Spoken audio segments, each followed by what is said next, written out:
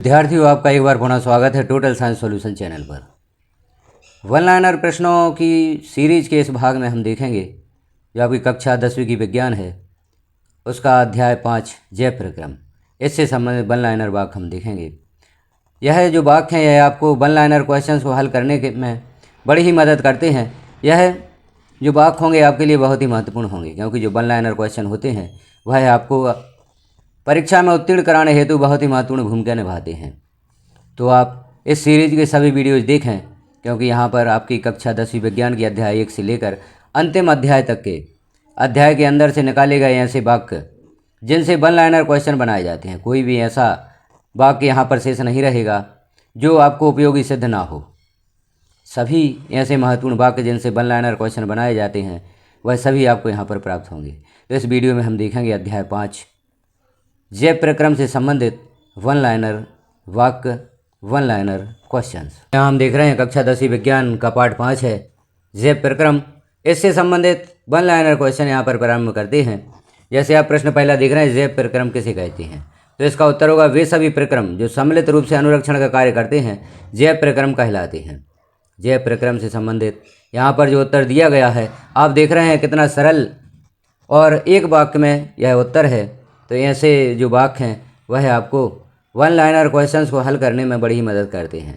अब one liner question आपके वस्तुनिष्ठ प्रश्न हो जाते हैं, रिक्त स्थान हो जाते हैं, सही जोड़ियाँ, सत्य असत, एक शब्द या एक वाक्य में उत्तर, इस प्रकार के प्रश्न यहाँ पर दिए गए हैं। तो इन्हें आप बड़े ही ध्यान से देखें, इनको परीक्षा हेतु तैयार करें। प्रश्न दूसरा है, हमारे जैसे बहुकोश के जीवों में ऑक्सीजन की आवश्यकता पूरी करने में विसरण क्यों अपर्याप्त है, तो इसका उत्तर होगा बहुकोश के जीवों में सभी कोशिकाएं अपने आसपास के पर्यावरण के सीधे संपर्क में रह सकती हैं, अतः साधारण विसरण सभी कोशिकाओं की आवश्यकताओं की पूर्ति नहीं कर सकता।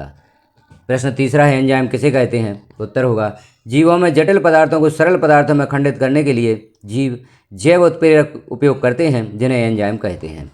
प्रश्न 4 है, विषमपोषी जीव उत्तर जीवता के लिए प्रत्यक्ष परोक्ष रूप से किस पर आश्रित होते हैं, उत्तर होगा स्वपोषी पर आश्रित रहते हैं। विषमपोषी जीव के उदाहरण जंतु तथा कवक हैं। प्रश्न 5वां है, प्रकाश संश्लेषण क्रिया का समीकरण लिखिए, तो प्रकाश संश्लेषण क्रिया का समीकरण है 6CO2 + 12H2O। क्लोरोफिल और सूर्य के प्रकाश की उपस्थिति में यह क्रिया होती है। उत्पाद के रूप में C6H12O6 अर्थात ग्लूकोज प्लस 6O2 अर्थात ऑक्सीजन प्लस 6H2 अर्थात जल हमें प्राप्त होता है। प्रश्न 6वां है, प्रकाश संश्लेषण प्रक्रम में कौन सी घटनाएं संपादित होती हैं, तो प्रकाश संश्लेषण प्रक्रम में निम्नलिखित जो घटनाएं हैं वह संपादित होती हैं। जैसे पहला है, क्लोरोफिल द्वारा प्रकाश ऊर्जा को अवशोषित करना, प्रकाश ऊर्जा को रासायनिक ऊर्जा में रूपांतरित करना तथा जल अणुओं का हाइड्रोजन तथा ऑक्सीजन में अपघटन करना। तीसरा है, कार्बन डाइऑक्साइड का कार्बोहाइड्रेट में अपचयन। अगला प्रश्न है, प्रकाश संश्लेषण के लिए आवश्यक कच्ची सामग्री पौधा कहाँ से प्राप्त करता है, तो जो कच्ची सामग्री है प्रकाश संश्लेषण के लिए वह है कार्बन डाइऑक्साइड, जल, ऊर्जा और क्लोरोफिल। कार्बन डाइऑक्साइड वायुमंडल से प्राप्त करते हैं, जल मृदा से प्राप्त करते हैं, ऊर्जा सूर्य के प्रकाश से प्राप्त करते हैं और क्लोरोफिल पौधों की पत्ती में होता है। तो इस प्रकार से प्रकाश संश्लेषण के लिए कच्ची सामग्री कौन सी होती है और कहाँ से प्राप्त करते हैं यहाँ पर हमने देखा। प्रश्न 8वां है, हमारे शरीर में भोजन से व्युत्पन्न ऊर्जा को किस रूप में संचित किया जाता है, तो इसका उत्तर है ग्लाइकोजन के रूप में। प्रश्न 9वां है, पत्ती या लीफ की सतह पर पाए जाने वाले छिद्रों का नाम एवं कार्य लिखिए, तो पत्ती की सतह पर जो छिद्र पाए जाते हैं उन्हें रंध्र या स्टोमेटा कहते हैं। इसका कार्य है प्रकाश संश्लेषण के लिए गैसों का आदान प्रदान। यह रंध्र जड़ एवं तने पर भी पाए जाते हैं और दूसरा कार्य है बाष्पोत्सर्जन। प्रश्न 10वां है, रंध्र का नामांकन चित्र बनाइए, तो यहाँ पर आप रंध्र का नामांकन चित्र देखें, सरलतम चित्र दिया गया है। यहाँ आप देख रहे हैं बीच में रंध्र है, रक्षक कोशिकाएं हैं, एक खुला रंध्र है, एक बंद रंध्र है। तो इस प्रकार से आप इसकी संरचना या चित्र बना सकते हैं। प्रश्न 11वां है, रंध्र में रक्षक कोशिकाओं की संख्या कितनी होती है, उत्तर है एक रंध्र के दोनों ओर 2 रक्षक कोशिकाएं पाई जाती हैं। रक्षक कोशिकाओं की भीतरी भित्ति मोटी एवं बाहरी भित्ति पतली होती है। प्रश्न 12वां है, वे जीव जो पोषण के लिए प्रत्यक्ष या अप्रत्यक्ष रूप से पौधों या स्वपोषी पर निर्भर रहते हैं उन्हें क्या कहते हैं, तो उन्हें विषमपोषी कहते हैं एवं ऐसे पोषण को विषम पोषण कहते हैं। प्रश्न 13वां है, वे जीव जो कार्बन डाइऑक्साइड वायुमंडल या बाहर एवं जल ग्रहण करके क्लोरोफिल एवं सौर प्रकाश की उपस्थिति में प्रकाश संश्लेषण क्रिया द्वारा अपना भोजन बनाते हैं उन्हें क्या कहते हैं, तो ऐसे जीवों को स्वपोषी कहते हैं। एवं ऐसे पोषण को स्वपोषण कहते हैं। अगला प्रश्न है, पौधों में रंध्र कब बंद होते हैं? उत्तर होगा, जब प्रकाश संश्लेषण के लिए कार्बन डाइऑक्साइड की आवश्यकता नहीं होती तब पौधा इन छिद्रों को बंद कर लेता है। तो जब प्रकाश संश्लेषण की क्रिया के लिए कार्बन डाइऑक्साइड की आवश्यकता नहीं होगी तो पौधे रंध्र को बंद कर लेते हैं। अगला प्रश्न है, पौधों में रंध्र खुलने में रक्षक कोशिकाएं कैसे कार्य करती हैं? उत्तर होगा, रक्षक कोशिकाओं में जब जल अंदर जाता है तो फूल जाती हैं और रंध्र खुल जाता है। अगला प्रश्न, पौधों में रंध्र कैसे बंद होता है? तो उत्तर होगा, जब रक्षक कोशिकाओं द्वारा या रक्षक द्वार कोशिकाएं सिकुड़ती हैं तो रंध्र बंद हो जाते हैं। अगला प्रश्न है, पौधे वायुमंडलीय नाइट्रोजन को किस रूप में ग्रहण करते हैं? उत्तर होगा, नाइट्राइट के रूप में। अगला प्रश्न, विषमपोषी जीवों के नाम लिखिए। तो विषमपोषी जीवों के नाम यहाँ पर दिए गए हैं, फफूंदी, ईस्ट तथा मशरूम आदि। प्रश्न 19वां है, ऐसे जीव के नाम लिखिए जो पौधों एवं जंतुओं को बिना मारे उनसे पोषण प्राप्त करते हैं। तो इसका उत्तर होगा, अमरबेल, किलनी, जू, लीच और फीता कृमि आदि। एक कोष के जीवों में भोजन कैसे ग्रहण किया जाता है? तो एक कोष के जीवों में भोजन संपूर्ण शरीर से विसरण क्रिया द्वारा लिया जा सकता है। प्रश्न 21वां है, अमीबा किस रचना या अंग के द्वारा भोजन ग्रहण करता है? उत्तर होगा, अमीबा कोष की सतह से अंगुली जैसे अस्थायी प्रवर्ध की मदद से भोजन ग्रहण करता है। अमीबा में कूटपाद का क्या कार्य है? तो अमीबा में कूटपाद चलन एवं भोजन ग्रहण करने का कार्य करता है। अगला प्रश्न, एक कोष के जीव का नाम लिखिए जिसका आकार निश्चित होता है। तो ऐसा एक कोष के जीव है पैरामीशियम, जिसका आकार निश्चित होता है। प्रश्न 24वां है, लाला ग्रंथि या लार ग्रंथि से निकलने वाले रस को क्या कहते हैं? उत्तर होगा, लार या लाला रस। प्रश्न 25वां है, लार में पाए जाने वाले एंजाइम का नाम लिखिए। तो एंजाइम लार या एमाइलेज एंजाइम होता है। अगला प्रश्न है, मनुष्य की आमाशय की भित्ति में कौन सी ग्रंथियाँ पाई जाती हैं? तो इसका उत्तर होगा, जठर ग्रंथि। मनुष्य की आमाशय की भित्ति में जठर ग्रंथि पाई जाती है। प्रश्न 27 है, स्टार्च के जटिल अणु को सरल शर्करा में कौन सा एंजाइम परिवर्तित करता है? स्टार्च को सरल शर्करा में कौन सा एंजाइम परिवर्तित करता है? तो यह एंजाइम होता है एमाइलेज। प्रश्न 28वां है, आमाशय की जठर ग्रंथियों से स्रावित होने वाले एंजाइम के नाम लिखिए। तो यह एंजाइम है हाइड्रोक्लोरिक अम्ल, एक प्रोटीन पाचक एंजाइम पेप्सिन तथा श्लेष्मा। अगला प्रश्न है, मनुष्य के आमाशय की जठर ग्रंथियों से स्रावित होने वाले श्लेष्मा या म्यूकस का कार्य लिखिए। उत्तर होगा, आमाशय के आंतरिक स्तर की अम्ल से रक्षा करता है। अगला प्रश्न है, मनुष्य की आहार नाल का सबसे लंबा भाग कौन सा होता है? तो मनुष्य की आहार नाल का जो क्षुद्रांत भाग होता है वह सबसे अधिक लंबा होता है। प्रश्न 31वां है, घास खाने वाले शाकाहारी का सेलुलोज पचाने के लिए क्षुद्रांत कैसी होती है? उत्तर होगा, लंबी क्षुद्रांत। अगला प्रश्न है, मांसाहारी जानवरों जैसे बाघ की क्षुद्रांत कैसी होती है? उत्तर होगा, क्षुद्रांत छोटी होती है क्योंकि मांस का पाचन सरल होता है।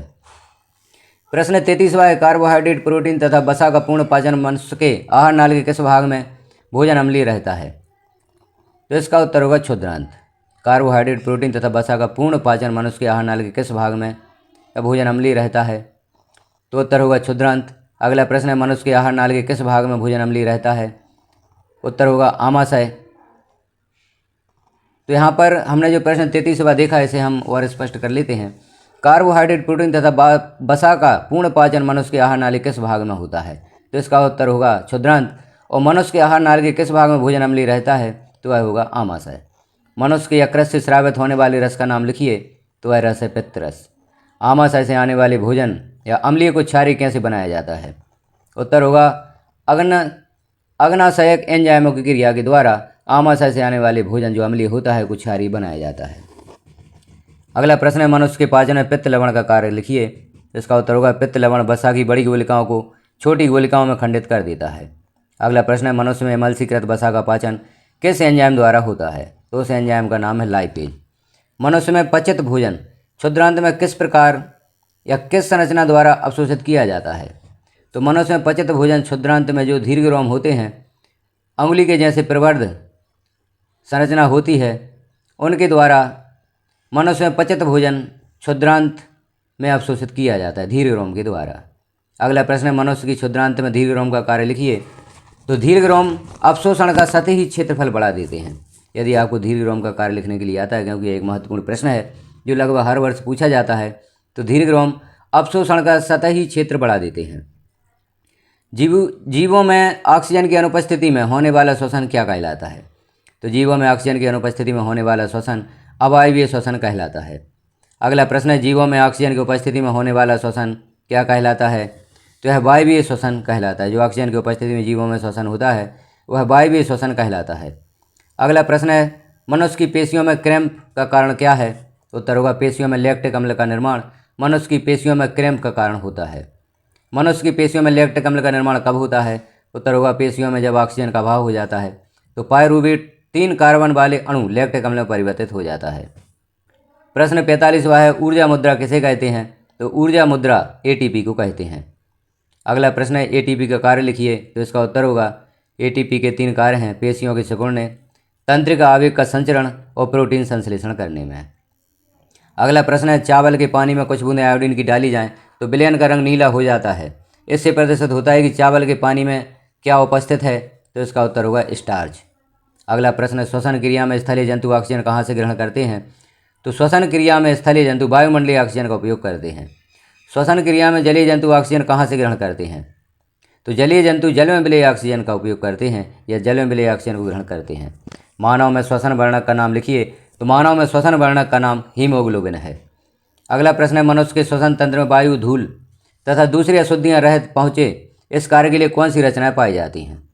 तो इसका उत्तर होगा श्वास नली में महीन बाल या सीलिया एवं श्लेष्मा की परत पाई जाती है। अगला प्रश्न है, मनुष्य के श्वसन तंत्र में गुब्बारे जैसी रचना का नाम लिखिए। तो यह गुब्बारे जैसी संरचना जो होती है श्वसन तंत्र में वह कूपिका होती है। अगला प्रश्न है, मनुष्य के श्वसन तंत्र में पाई जाने वाली कूपिका का कार्य लिखिए। उत्तर है, कूपिका एक सतह उपलब्ध कराती है जिससे गैसों का विनिमय होता है। अगला प्रश्न है, मनुष्य में श्वसन क्रिया में ग्रहण की ऑक्सीजन या O2 को ऊतक तक पहुँचाने का कार्य करता है। तो जो श्वसन वर्णक हीमोग्लोबिन होता है वह मनुष्य में श्वसन क्रिया में ग्रहण की गई ऑक्सीजन को ऊतक तक पहुँचाने का कार्य करता है। अगला प्रश्न है, मानव में श्वसन वर्णक या हीमोग्लोबिन कहाँ पाया जाता है? तो हीमोग्लोबिन लाल रुधिर कणिकाओं या आरबीसीज में पाया जाता है। अगला प्रश्न है, प्लाज्मा किसे कहते हैं? तो रुधिर के तरल भाग को प्लाज्मा कहते हैं। अगला प्रश्न, ऐसे जीव का नाम लिखिए जो क्लोम या गिल द्वारा सांस लेता है। तो ऐसा जीव है मछली जो क्लोम द्वारा सांस लेता है। मनुष्य की आहार नली में भोजन को कौन गति प्रदान करता है? जो मनुष्य की आहार नली में जो क्रमानुकुंचन गति होती है वह भोजन को गति प्रदान करता है। प्रश्न 59वां है, हृदय को वाल्वों की क्यों आवश्यकता होती है? तो उत्तर होगा वाल्व उल्टी दिशा में रुधिर प्रवाह को रोकता है। मनुष्य के हृदय में कितने कक्ष होते हैं? मनुष्य के हृदय में 4 कक्ष होते हैं, 2 आलिंद होते हैं, 2 निलय होते हैं। मनुष्य के हृदय में आलिंद और निलय में से किसकी भित्ति मोटी होती है? तो उत्तर होगा निलय की भित्ति मोटी होती है। अगला प्रश्न है, मनुष्य के हृदय में ऑक्सीजन रहित एवं ऑक्सीजन जनित रुधिर न मिलने से क्या लाभ है? तो इसका उत्तर होगा शरीर को उच्च दक्षतापूर्ण ऑक्सीजन की पूर्ति कराता है। अगला प्रश्न है, ऐसे जीवों का नाम लिखिए जिन्हें उच्च दक्षतापूर्ण ऑक्सीजन की आवश्यकता होती है। तो उत्तर होगा पक्षी और स्तनधारी जंतु में। अगला प्रश्न, पक्षी एवं स्तनधारी को उच्च ऊर्जा की आवश्यकता क्यों होती है? तो उत्तर होगा अपने शरीर का नियत तापक्रम बनाए रखने के लिए, क्योंकि ये समतापी होते हैं। ऐसे जंतुओं के नाम लिखिए जिनके हृदय में 3 कोष्ठ होते हैं। उत्तर होगा जल, स्थल, चर या बहुत से सरीसृप ऐसे होते हैं जिनके हृदय में 3 कोष्ठ होते हैं। मछली के हृदय में कितने कोष्ठ होते हैं? तो मछली के हृदय में 2 कोष्ठ होते हैं। अगला प्रश्न है, मछलियों के शरीर में एक चक्र में कितनी बार रुधिर हृदय में जाता है? तो उत्तर होगा 1 बार। दोहरा परिसंचरण किसे कहते हैं? जब रुधिर प्रत्येक चक्र में 2 बार हृदय में जाता है उसे दोहरा परिसंचरण कहते हैं। रक्त दाब किसे कहते हैं? अगला प्रश्न है, तो रुधिर वाहिकाओं की भित्ति के विरुद्ध जो दाब लगता है उसे रक्त दाब कहते हैं। अगला प्रश्न है, मनुष्य के हृदय में निलय प्रकुंचन के समय धमनी में जो दाब उत्पन्न होता है उसे क्या कहते हैं? तो उसे प्रकुंचन दाब कहते हैं। अगला प्रश्न है, मनुष्य के हृदय में निलय अनुशिथिलन के समय धमनी में उत्पन्न दाब कहलाता है, तो इसे अनुशिथिलन दाब कहते हैं। मनुष्य में सामान्य प्रकुंचन दाब तथा अनुशिथिलन दाब कितना होता है? तो यहाँ हम देखें तो 120 mm या Hg एवं 80 mm या Hg होता है। 120 mm जो दाब है प्रकुंचन दाब है और 80 mm जो दाब है वह अनुशिथिलन दाब है। अगला प्रश्न है, रक्त दाब किस यंत्र से नापा जाता है? तो यहाँ पे यंत्र का नाम देख रहे हैं, स्फाइग्मोमैनोमीटर द्वारा। अगला प्रश्न, मनुष्य में धमनिकाओं का सिकुड़ना रक्त प्रवाह में प्रतिरोध किस रोग के लक्षण है? तो यह है उच्च रक्तदाब। अगला प्रश्न है, बेनलिकाएं जो रुधिर को हृदय से शरीर के विभिन्न अंगों तक ले जाती हैं उन्हें कहते हैं। ऐसी जो कोशिकाएं या नलिकाएं जो रुधिर को हृदय से शरीर के विभिन्न अंगों तक ले जाती हैं अर्थात शुद्ध रक्त जिनमें बहता है वह होती हैं धमनी। धमनी की भित्ति कैसी होती है? तो धमनी की भित्ति मोटी तथा लचीली होती है। बेनलिकाएं जो विभिन्न अंगों से रुधिर एकत्र करके वापस हृदय में लाती हैं उन्हें कहते हैं स्राव, अर्थात स्राव में अशुद्ध रक्त बहता है। प्लेटलेट्स का कार्य लिखिए। रक्तस्राव के स्थान पर रुधिर का थक्का बनाना बनाकर मार्ग अवरुद्ध कर देती हैं वह प्लेटलेट्स होती हैं। अगला प्रश्न है, लसिका किसे कहते हैं? तो उत्तर होगा कोशिकाओं की भित्तियों में उपस्थित छिद्रों द्वारा कुछ प्लाज्मा या प्रोटीन तथा रोधर कोशिकाएं बाहर निकलकर ऊतक के अंतर कोश के अवकाश में आ जाते हैं, उसे लसिका कहते हैं। लसिका का रंग कैसा होता है?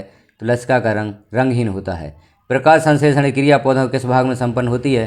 तो पत्ती वाले भाग में प्रकाश संश्लेषण क्रिया संपन्न होती है। अगला प्रश्न है, जाइलम का कार्य लिखिए। उत्तर होगा जाइलम जड़ के द्वारा मृदा के जल और खनिज लवण को अवशोषित कर पौधों के विभिन्न भागों तक पहुंचाते हैं। फिलोएम का कार्य लिखिए। तो फिलोएम भोजन को पौधे के विभिन्न भागों तक पहुंचाते हैं। तो जाइलम का कार्य है जल और खनिज लवण को पौधे के विभिन्न भागों तक पहुंचाना और फिलोएम का कार्य है भोजन को पौधे के विभिन्न भागों तक पहुंचाना। पौधों में जल की हानि किसके द्वारा होती है? पौधों में जल की हानि रंध्र या पत्तियों में पाए जाते हैं उनके द्वारा होती है। अगला प्रश्न है, उत्सर्जन किसे कहते हैं? उत्तर होगा हानिकारक उपापचयी वर्ज्य पदार्थों का निष्कासन उत्सर्जन कहलाता है।